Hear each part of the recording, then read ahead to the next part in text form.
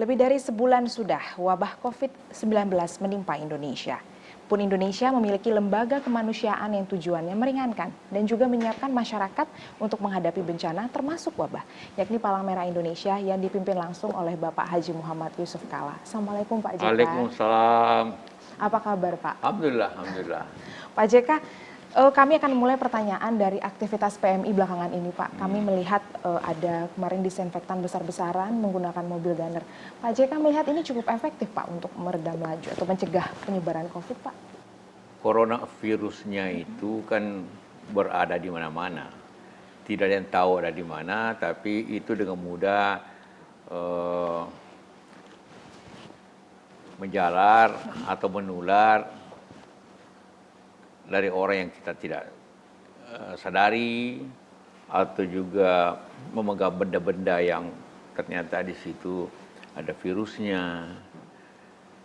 Karena ketidaktahuan itu maka, dan juga tidak ada yang tahu di mana, maka kita harus sterilisasi ini kota secara terus-menerus, berulang-berulang.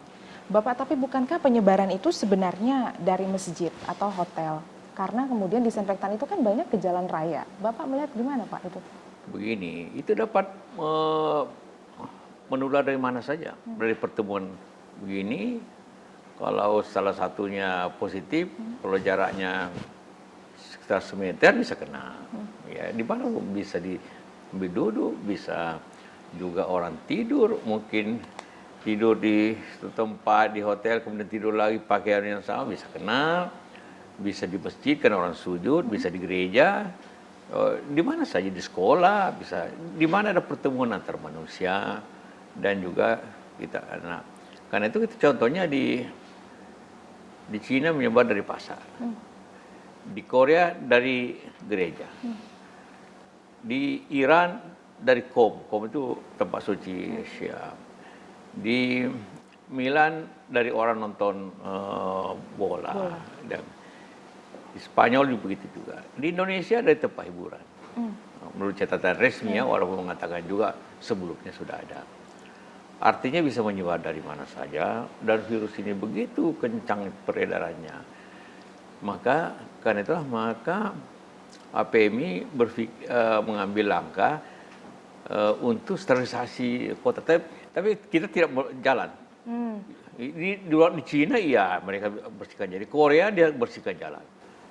Tapi kita hanya membersihkan bangunan, ruang publik, dan itu besar sekali kan, banyak sekali.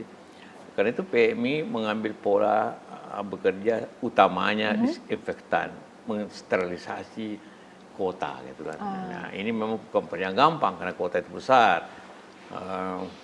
Karena itulah maka seperti itu kita jalanin. Bukan hanya Jakarta, di seluruh kota-kota di Indonesia seperti itu, dan membersihkan kota ya Pak? Iya, karena virusnya tidak ada yang tahu kan? Iya, betul sekali Pak. Jadi maka ya semprot aja semuanya yang mungkin. Bapak, terkait dengan stok darah kita menjelang bulan puasa seperti ini, kalau dari PMI mengupayakan supaya tetap terjaga, ini gimana Pak? Ya, setelah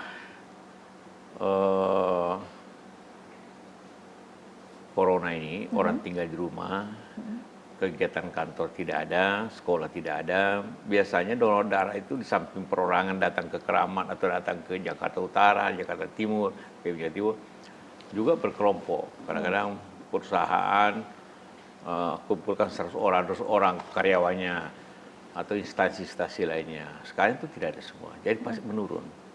Karena itulah maka saya PMI minta ke Panglima TNI, Kasat, Kapolri, dan alhamdulillah sekarang ini yang turun untuk donor darah banyaknya justru dari TNI dan Polri.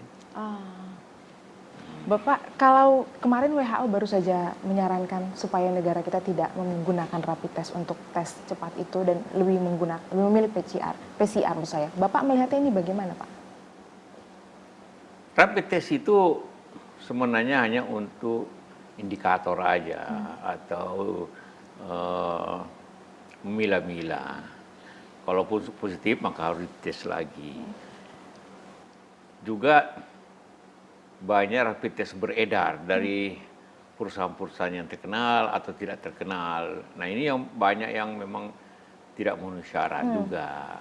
Karena itu Itu yang harus kita diwaspadai harus, begitu. WHO sendiri tidak melarang, hanya memverifikasi ya perusahaan mana yang punya sertifikat untuk bisa seperti itu.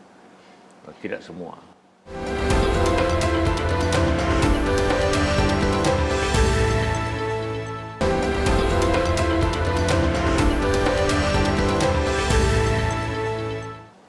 Pak JK, kita bergeser Pak sedikit ke mengenai PSBB Pak JK. Pak JK melihat PSBB ini gimana Pak? Ada dampaknya apa tidak ada sama sekali Pak JK? PSBB adalah suatu upaya dari prinsip pokok bahwa orang tinggal di rumah saja, jangan bersentuhan dengan orang yang kena atau dicurigai kena ataupun tidak tahu kena, jaga jarak, cuci tangan, itu semua maka harus dilakukan dengan aturan.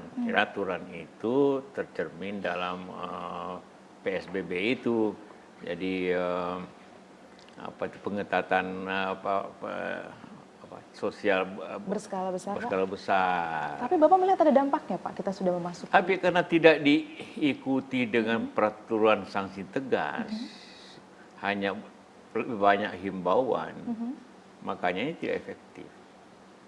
Akibatnya seperti kita tahu, ya tidak banyak memberikan dampak yang luas. Karena itu harus lebih tegas lagi pemerintah untuk memberikan sanksi yang melanggar daripada aturan-aturan itu.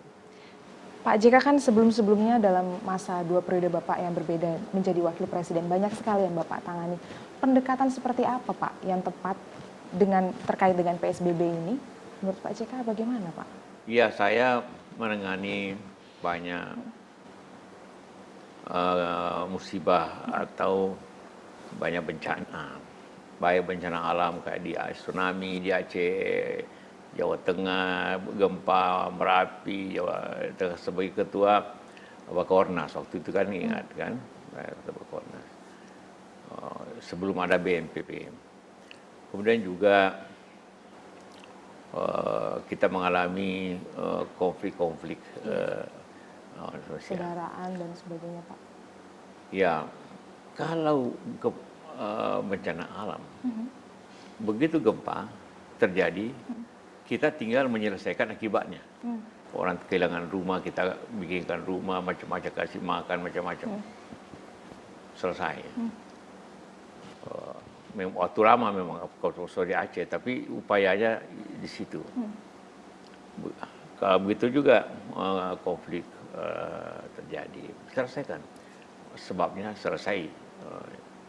Ini coronavirus ini, COVID-19, itu sebab dan akibat bersamaan. Sebabnya belum selesai, virus masih bertambah terus karena penularan. Di lain pihak, akibatnya di segi ekonomi sosial besar sekali, terbesar dalam sejarah manusia, dalam sejarah manusia modern daripada itu. Jadi memang berat sekali dan kena seluruh dunia. Kalau dulu krisis ekonomi 98 itu hanya Indonesia, Thailand, Korea yang kena di Asia. Untuk mengatasinya kita dibantu IMF 30%, Jepang 30% dan negara 30%. Bisa saya sekarang. Sebabnya masih berlanjut. Akibatnya keras sekali seluruh dunia. Dan sekena semua negara kena tidak ada tempat minta bantuan. Jadi harus berdiri sendiri, harus kuat menanganinya sendiri, jangan harap bantuan dari luar. Karena mereka kena juga.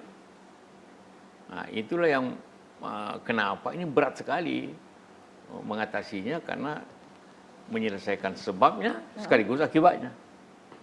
Tapi Pak, ketika kita harus berdiri sendiri tersebut, koordinasi antara pemerintah pusat dan daerah, menurut Pak JK sudah cukup sinergis Pak? Secara di atas aturan dan perintah itu ya, tapi kenyataannya juga masih simpang siur. Katakanlah pemberitaan ataupun perintah menjadi kadang-kadang tidak jelas, sehingga harus lebih terkoordinasi lagi. Karena ada 3 hal pokok untuk memenangkan perang orang Korong itu, waktu terbatas. Karena makin tiap hari ditunda, naik lagi, meninggal lagi ribuan orang. Banyak lagi. Kedua, koordinasi. Satu pintu koordinasi keras. Sudah dibentuk satgas atau gugus tugas, tapi tidak mudah juga mengkoordinasikannya yang lainnya. Kedua, logistik. Ketiga, logistik. Kalau perang kemudian tidak, labnya kurang, orang-orangnya kurang, rumah sakit tidak mencukupi, APD kurang, walaupun sekarang sudah berusaha pemerintah untuk mensuplai itu, obat-obat kurang. Bapak, ini banyak sekali yang terdampak karena banyak juga yang protes tidak semua pekerja mandiri itu mendapatkan perhatian. Bahkan menjelang Ramadan seperti ini, seperti guru ngaji juga cukup kesulitan, Pak, untuk menekan supaya tidak ada ketimpangan. Pak JK menilainya bagaimana, Pak? Disitulah tugas pemerintah untuk membantu yang sulit. Karena bagi kita selalu saya tekankan, yang pertama harus akan sebabnya dulu, virus ini. Tapi secara bersamaan diselesaikan akibatnya. Nah, menyelesaikan akibatnya itu timbul juga proses bagaimana menyelesaikan virus itu, intinya adalah disiplin masyarakat dan ketegasan pemerintah. 2 hal. Pemerintah harus, baik pusat dan daerah, harus mempersiapkan setidak-tidaknya bantuan pangan yang mendesak, kesehatan yang mendesak kepada seluruh rakyat yang tidak mampu. Kalau yang mampu tentulah dia sanggup, tapi yang tidak mampu ini harus, itulah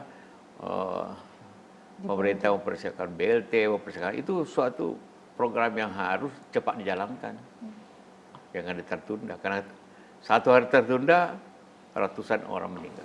Tapi mampu tidak sih, Pak, kondisi kita ini menopang seluruh penduduk kita dengan bantuan yang seperti itu, Pak? Pemerintah harus mampu. Indonesia bukan negara miskin amat. Kita anggota G20.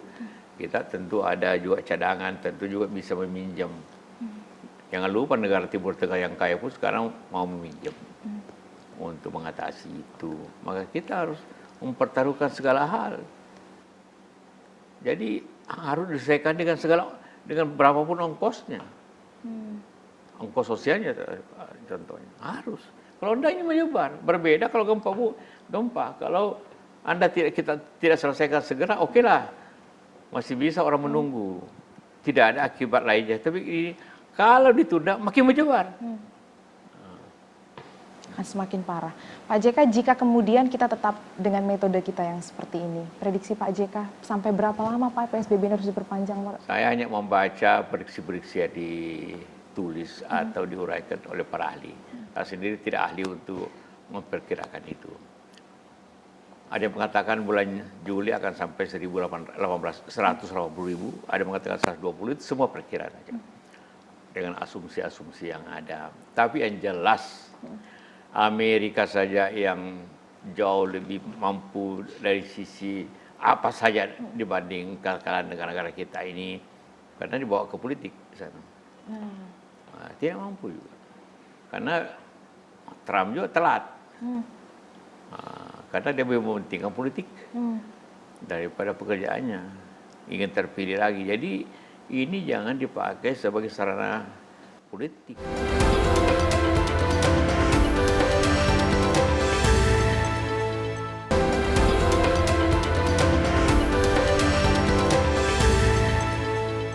Pak JK melihatnya pusat saat ini sudah terkategori cepat, Pak, penanganannya. Cepat itu bisa dilihat daripada tren. Kalau kita lihat yang cepat itu Taiwan, Korea. Kita harus memilih opsi-opsi yang ada, walaupun opsi itu punya risiko yang tinggi. Tidak ada pilihan yang tidak punya risiko. Kita pilih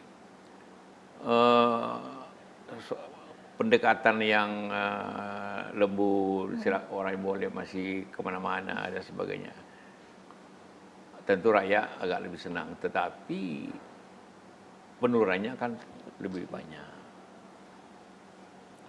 Jadi pilihannya apa? Ya pilihannya ialah mengurangi penularan atau menghentikan penularan. Semua para ahli dan kita sepakat bahwa dua yang pokok. Apa tuh Pak? Jaga jarak, pakai masker, cuci tangan, dan tidak bertemu dengan banyak orang. Nah, itu akan menghentikan Penyebaran. Iya.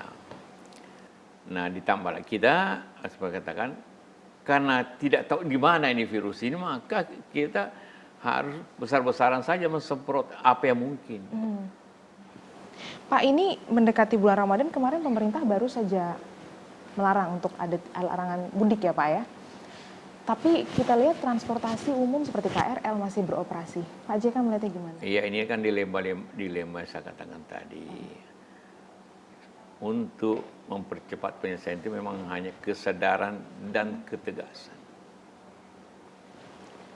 Kalau kesadaran itu di Indonesia tidak bisa tumbuh dari hanya menghimbau. Karena itu harus tegas sanksinya ke orang melanggar daripada ketentuan PSBB itu. Nah, kita bersyukur bahwa Pak Presiden sudah mengumumkan seperti melarang mudik, baru saja keluarnya, walaupun sudah diminta lama. Sebenarnya untuk memberikan penjelasan lebih gampang lagi, ya buat apa mudik? Karena juga kita tahu semua daerah, baik provinsi, kabupaten, kalau datang dari Jakarta harus isolasi mandiri. 15 hari, 2 minggu. Jadi buat apa pulang? Biasanya orang kan mudik antara seminggu 10 hari kan. Baru kembali ke Jakarta lagi. Nah kalau mudik belum 14 hari diisolasi, ini apa gunanya mudik? Apa saja sih Pak yang akan dialami negara kita dengan wabah ini Pak? Ya sekarang ini saja kita sudah alami krisis ekonomi sosial masyarakat akan muncul. Kalau krisis ekonomi artinya menyebabkan orang banyak nganggur, banyak kemiskinan, ekonomi tidak berjalan, produktivitas menurun, akhirnya kan pendapatan PDB kita pasti turun, pertumbuhannya pasti turun. Banyak yang memperkirakan ya antara 0,5% atau negatif. Ini tidak perlu kita terlalu khawatir karena kita sudah pernah mengalami minus 15% pertumbuhan. Tahun 98 itu minus 15%. Kita masih bisa hidup. Prediksi Bapak tapi mungkin tidak sih Pak kita lebih buruk daripada 98 dan memicu kerusuhan? Bisa lebih buruk, jauh. Seperti saya katakan, tahun 98 hanya 3 negara di Asia, Indonesia, Tengah Korea. Tapi yang kena pada waktu itu, yang paling besar ialah industri atau perdagangan yang mengimpor bahan baku. Industri yang mengekspor itu senang. Jadi waktu itu sebenarnya krisis itu di Sulawesi tidak krisis sangat kecil, malah menguntung. Di Sumatera orang menghasilkan karet, CPO, justru untung besar. Hanya Jakarta dan sekitarnya saja yang kena sebenarnya pada waktu itu. Cuma karena Jakarta orang ribut luar kayak apa gitu kan. Sebenarnya tidak. Sekarang seluruh Indonesia kena. Seluruh Indonesia khawatir. Semua orang tidak bisa tidur nyenyak. Jangan-jangan dia kena. Tidak sekolah, bayangkan kita kalau 2 bulan tidak sekolah. Berarti akan memicu kerusuhan dan kriminalitas tentunya Pak ya? Saya tidak mengatakan itu, tetapi apabila ini berkepanjangan dan kita tidak cepat mengatakanlah ketersediaan pangan, membagi beras, kasih BLT, bisa timbul masalah sosial kalau tidak. Orang tidak makan, orang nganggur. Kalau masalah itu bisa menimbulkan masalah keamanan. Meminimalisir krisis Pak, kira-kira apa Pak JK yang paling bisa dilakukan dari masyarakat ataupun pemerintah Pak JK? Disiplin, berkali-kali saya katakan, disiplin dan ketegasan. Menjalankan instruksi. Bukan jangan himbau. Ini kan pemerintah Republik Indonesia, memerintah, bukan penghimbauan Republik Indonesia. Pak JK, pertanyaan terakhir Pak, dengan wabah ini kira-kira Pak ke depan perubahan apa yang paling signifikan yang diambil Indonesia nanti ke depan, apa Pak yang paling bisa terjadi Pak? Iya, kita Pelajarannya mungkin. kembali lagi untuk mempercepat persatuan, kehidupan kekeluargaan mungkin lebih baik karena tiap hari ke rumah. Tapi kebiasaan mungkin saja nanti berubah. Mungkin lama-lama kalau ada masalah tidak perlu dipanggil rapat, anggap Zoom aja. Itu kebiasaan yang baik dan hemat itu. Tapi rehabilitasi ekonomi itu makan waktu. Ini kan hidup normalnya bekerja di kantor, di pabrik, bisa setiap saat ketemu kawan-kawan, pergi di mall, beribadah di masjid, di gereja dengan senang hati. Itu mungkin makan waktu ya 2 tahun, setahun 2 tahun, karena intinya kapan vaksin itu diketemukan. Kalaupun vaksin sudah diketemukan, bagaimana memvaksini 5 miliar orang di dunia ini, 274 juta orang Indonesia, karena semua harus divaksin. Itu pekerjaan mungkin butuh setahun juga, mungkin lebih malah. Banyak sekali ternyata PR kita ya Pak ya. Oh, inilah bencana sosial ekonomi, bencana kesehatan, sosial ekonomi. Tapi ini bukan yang baru. Tahun 2015, 18 flu Spanyol yang diperkirakan 40 juta orang di dunia meninggal, mungkin lebih malah. Jadi dari segi orang yang meninggal masih paling banyak. Juga masih Perang Dunia Kedua juga jutaan orang prajurit meninggal pasti lebih besar. Tapi secara bersamaan sulitnya krisis ekonomi, sosial, dan kesehatan bergabung satu, inilah yang paling besar. Luar biasa sekali. Terima kasih Pak JK atas waktunya bersama CNN Indonesia. Yaitu dia Bapak Muhammad Yusuf Kalla. Terima kasih Pak atas waktunya. Semoga kita terus diberikan kekuatan di tengah ketidakpastian waktu ini dan sehat terus jiwa raga kita. Tim Liputan CNN Indonesia.